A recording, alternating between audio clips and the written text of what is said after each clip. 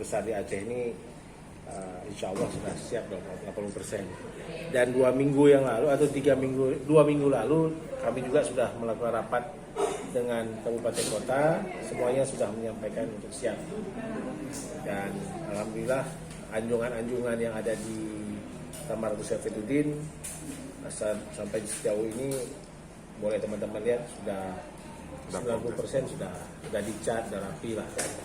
Tinggal ruang-ruang publik, itu ada fasilitas ruang publik seperti toilet dan jalan dan panggung utama yang akan dilakukan renovasi segera. Mudah-mudahan perhelatan Pekan Kebudayaan Aceh ke-8 ini dapat terlaksana sesuai tepat waktu pada 4 November 2020. Pak, terkait yang 3 negara tadi Pak, mungkin bisa dijelaskan sedikit Pak, bagaimana kontribusi mereka nanti?